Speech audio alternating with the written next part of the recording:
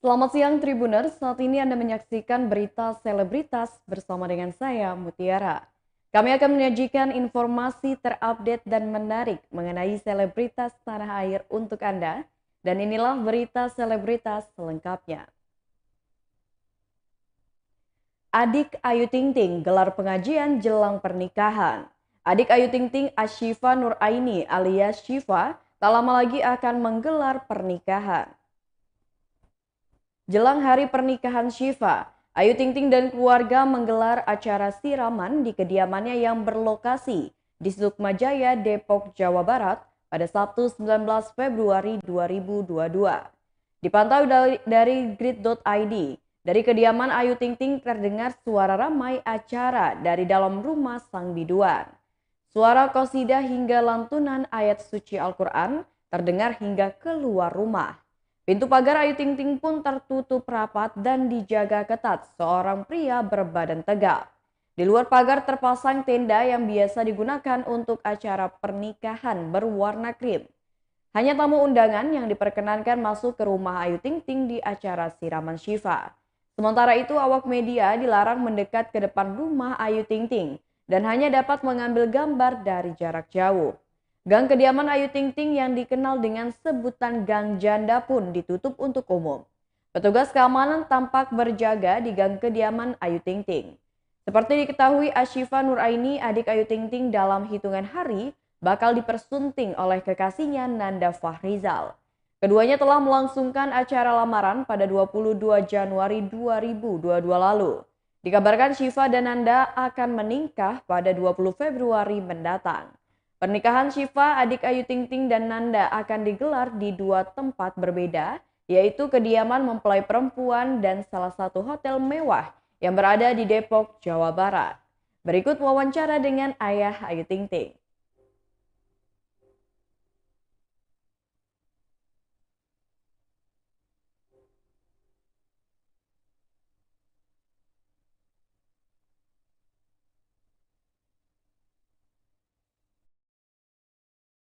Allah lancar, minta doanya buat semuanya ya. Kalau besok ada rencana apa? Pengajian keluarga besar, ayah kan biasa tiap bulan tuh pengajian. Jadi ayah panggil pengajian giliran ayah ngambil arisan keluarga gitu. Jadi sekalian aja selamatan semua. Ada pengajian juga ya rencananya? Pengajian keluarga. Keluarga besar kan kita setiap bulan rutin memang itu ya, baru putar-putar dari yang paling tua sampai yang bungsu, terus baru keponakan. Kalau siramannya prosesnya seperti apa sih ayah besok? Prosesnya ya paling biasa acara pengajian aja, masih raman. Jam berapa aja besok, agendanya seperti apa ya? Acara pengajian siraman dan segala macam. Biasa kalau acara kan pagi, kalau pengajian pagi ya. Nah, acara hari H-nya itu di mana sih ayah? Kalau hari-harinya insya Allah kita kan nanti di hotel Market ya. Itu jam berapa ayah? Jam berapa? akad nikahnya jam berapa ya? Akad nikahnya kemarin daftarnya sekitar antara jam 8 sampai jam 9. Ya, lihat Syifa yang sebentar lagi akan menikah. Seperti apa Ayah ya melihatnya ayah? seperti apa kesiapannya? Ya pastilah sedih ya. Kita lihat itu ya, karena apalagi nggak pernah kita terpisah sama anak ke tengah jauh ya. Yang penting pada sehat aja. Dan ayah memberikan Berita selanjutnya yakni dari kabar duka ayah Dodi Sudrajat meninggal dunia.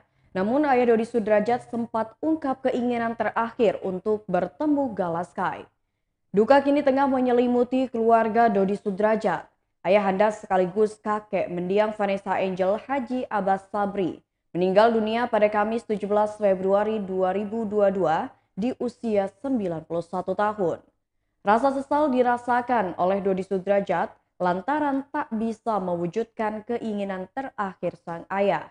Dodi menyesalkan almarhum yang belum sempat bertemu cicitnya, yakni Galaskai di akhir hidupnya. Menurut Dodi, ayahnya baru sekali bertemu dengan Galas saat lebaran. Sebelum meninggal dunia, Haji Abbas Sabri disebut memiliki keinginan untuk bertemu sang cicitnya lagi. Rupanya salah satu tujuan Dodi Sudrajat meminta izin untuk membawa Gala beberapa waktu lalu juga agar bisa mempertemukan dengan kakek Vanessa. Sayangnya, Haji Faisal masih belum mengizinkan Dodi dan keluarga membawa Gala. Tetapi kedepannya ia masih ingin berencana untuk bertemu dengan Gala, bahkan membawanya ke makam Haji Abbas Sabri. Ayah Dodi Sudrajat meninggal dunia dalam keadaan tertidur. Sebelumnya Dodi Sudrajat mengatakan bahwa sang ayah dalam keadaan sehat sebelum meninggal. Menurut Dodi, kakek Vanessa Angel itu tak memiliki riwayat penyakit apapun. Tetapi memang kondisi Haji Abbas Sabri sudah sepuh dengan berkurangnya kemampuan fungsi indera. Berikut wawancara dengan Dodi Sudrajat. Mungkin permintaan dari almarhum ini katanya yang berkunjung katanya Gala ya. Iya, tadi kan saya sudah sampaikan itu yang saya sesalkan ya, dari akhir-akhir hidupnya, hayatnya beliau itu tidak pernah ketemu dengan cicitnya ya. Padahal beliau iya sekali ya. Tapi terakhir ini ya waktu Lebaran itu pernah sekali, tapi terakhir ini ingin ketemu. Nah itu dia kemarin saya beserta keluarga ke rumah Pak Faisal memohon untuk bisa saya bawa Gala untuk saya ajak main. Antara jadwalnya itu kan kita ke Ancol, ke mall, dan saya ajak ke kakeknya supaya kakeknya lihat cicitnya anak dari Vanessa. Saya ingin juga berfoto ya, tapi tidak ada kenang-kenangan gitu dari saya karena saya tidak diizinkan membawa Gala. Tapi bisa dibilang kan ini kan dengan yang belum perlu kita dari almarhum, apakah akan diwujudkan mungkin? Apakah akan diwujudkan oleh Dedi sendiri untuk diwujudkan? Oh ya, kalau Dedi sih peluangnya untuk ketemu kan terbuka lebar ya, artinya tinggal Dedi kesana aja atau izin nanti dengan keluarga Pak Faisal. Berita selanjutnya yakni hasil dari persidangan Jering SID dituntut 2 tahun penjara. Jering siap ajukan pledoi usai dituntut jaksa 2 tahun penjara dan denda senilai 50 juta rupiah. Subsider 2 bulan penjara atas kasus pengancaman terhadap Adam Denny. Tak hanya Jering, kuasa hukumnya juga membuat nota pembelaan.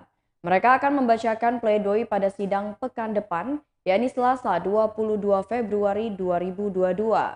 Sebelumnya jaksa penuntut umum 1 Gede Eka Haryana membacakan tuntutannya terhadap Jering.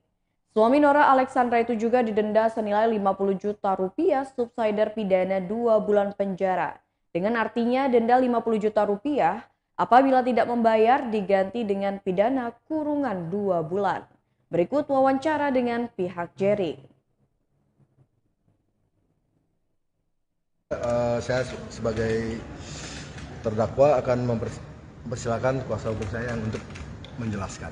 Silakan Pak. Ya, baik teman-teman ya, bahwa tadi sudah dituntut 2 tahun.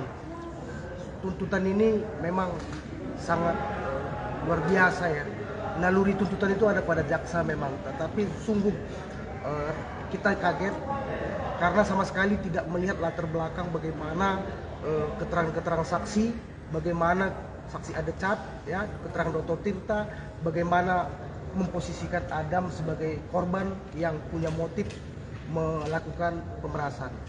Ya, tidak melihat latar belakang itu, seolah-olah buktinya sekarang juga kan Adam lagi ada permasalahan yang sama juga lakukan penahanan. Harusnya di baris krim. Harusnya sekalipun posisi penuntut umum itu adalah sebagai penuntut yang mau tidak mau dia harus melakukan penuntutan terhadap terdakwa, tapi dia harus melihat dari segala sisi. Bagaimana sebetulnya kenapa perkara ini terjadi. Lalu melihat fakta-faktanya, terbukti lagi pelapor itu bukan orang yang beretikat baik. Ya, terbukti adanya terkonfirmasi dengan saksi Adam Tirta, ada juga laporan polisi dalam perkara yang pemerasan. Harusnya itu menjadi pertimbangan, sama sekali tidak masuk dalam tuntutan. Bahkan menuntut 2 tahun. Emang Jering ini mau diapain? Apa kesalahannya? Apakah tidak berguna? Ini harus dilihat juga. Walaupun fungsi penuntut umum itu adalah menuntut, tetapi apapun itu kita siap dalam pembelaan. Jering juga siap melihat kenyataan ini dan kita serahkan kepada yang mulia majelis hakim untuk melihat perkara ini, untuk memberikan keadilan agar putusan itu bermakna buat kehidupan masyarakat. Ya, jangan karena kata-kata 1 menit 36 detik itu kemudian membuat orang 2 tahun di penjara. Itu sangat tidak memenuhi rasa keadilan. Ini lebih pada penerapan rasa keadilan masyarakat. Ya, itu. Berita selanjutnya, Dava Wardana terjun ke dunia akting. Setelah menyelesaikan pendidikannya di Melbourne, Australia, Dava Wardana meneruskan kehidupannya dalam berkarir. Namun bukan bekerja di kantoran, melainkan Dava Wardana memutuskan terjun ke dunia akting mengikuti jejak ibundanya yakni Marini Zumarnis. Dava Wardana pun menjajal keberuntungannya di dunia akting dengan menerima tawaran series video bertajuk Married with Senior. Bagi mantan kekasih Chelsea Island itu, akting tidak mudah ia lalui meski sudah memiliki darah seni dari orang tuanya. Bahkan sebelum menerima series tersebut, ia sempat kursus akting. Setelah mendalami karakter dan peran di series video Married with Senior, Dava Wardana mengaku jatuh cinta dengan dunia akting dan akan ikuti jejak ibundanya, yakni Marini Zumarnis. Series video Married with Senior yang tayang pada Minggu 6 Februari 2022 ini bercerita tentang Mika yang akan diperankan oleh Caitlin Halderman dan Angkasa yang akan diperankan oleh Kevin Ardilova tiba-tiba dijodohkan oleh kedua orang tuanya. Di sekolah, Angkasa merupakan senior Mika yang memiliki sifat yang berbeda dan saling membenci satu sama lain. Series ini dibintangi dengan sederet artis muda tanah air, diantaranya Caitlin Halderman, Kevin Ardilova, Jordi Pranata, Shenina Cinnamon, Dava Wardana, dan masih banyak lagi. Berikut wawancara dengan Dava Wardana. Itu karakter Firdan, cuman memang status ekonomi dia itu yang paling di bawah, jadi memang orang itu cenderung lebih minder dan tidak bisa mengekspresikan perasaannya gitu, karena bukan merasa ada di tempatnya gitu sih. Ini proyek pertama dari Dava. Iya. Betul. Pecah telur nih. Mantap. Dava Wardana acting gitu. Beneran tapi. Bener ini proyek pertama gue. Iya. Itu kenapa akhirnya memutuskan untuk nerima nih tawaran ini? Gimana ya? Karena Mama kan memang juga di dunia ini. Mungkin memang ada juga darah seni. Jadi memang ketertarikan dari kecil tuh memang ada aja. Cuman orang tua selalu. Mamanya siapa? Mas siapa? Mamanya siapa? Aduh, gak enak nih jadi disebutin. Marini Zumarnis. Halo, Ma. Nah, abis itu ya memang mungkin buah tinggal jauh jatuh dari pohonnya lah ya. Nah, terus memang ada ketarikan dari kecil, cuman harus selesai pendidikan dulu. Jadi setelah pendidikan barulah mencoba dunia ini suka juga gitu. Jadi seru banget gitu. Waktu jadi cipir gimana ngedalaminnya, susah nggak jadi cipir? Ya susah sih karena kan memang di Bandung juga bahasa Bandung bukan keseharian gua dan rumahnya itu di gang gitu. Itu kan beda settingannya sama di kota. Terus juga dia orangnya itu suka nulis, pinter banget gitu loh. Gue kan biasa aja nih, biasa aja nih guys ya. Jadi ya harus banyak observasi, research orang-orang pinter nih, gimana orang yang juga status ekonomi itu di bawah tuh kayak gimana. Contoh misalnya dia di daerah gang itu kan pasti lebih kayak nyaman dia kan. Itu kan pasti kan kiri tak kenal ya.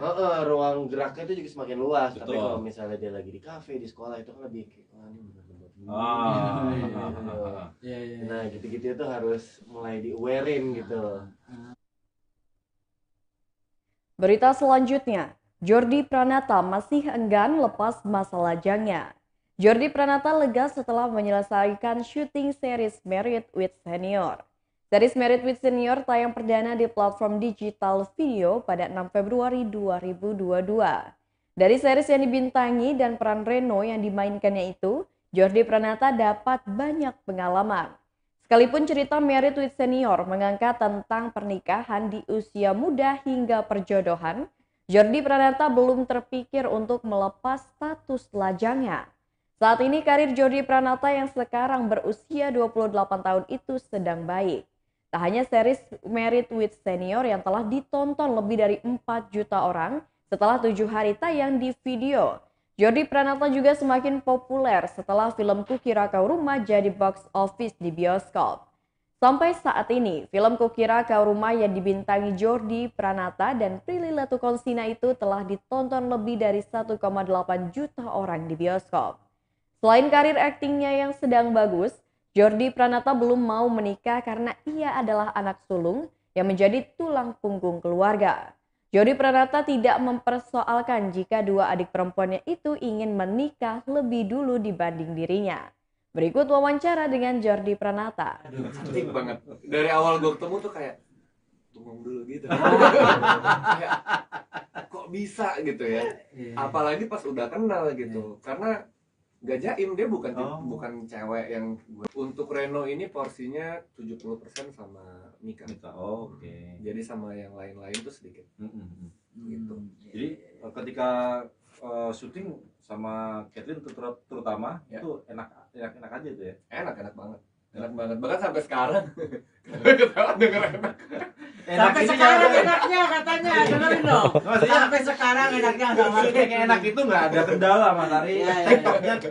Tekniknya dapat gitu loh. Sampai sekarang ngapain tadi? Sampai sekarang. Iya, sampai sekarang kita komunikasinya masih baik gitu. Kalau misalnya kita promo gitu kan, dia kan lagi di luar negeri kan. Ya kita di Zoom tuh tetap rasanya masih sama gitu. Ternyata bukan cuma teman kerja yang ya udah deh kita baik cuma buat 30 hari itu aja gitu. Setelah itu ya lo atur deh. Enggak. Sampai sekarang pun kita masih ngobrol, masih sering chat gitu. Nah kan awal mulanya ngelihat Kathleen Baiklah Tribuners, itulah berita selebritas bersama dengan saya Mutiara. Selamat siang dan sampai jumpa.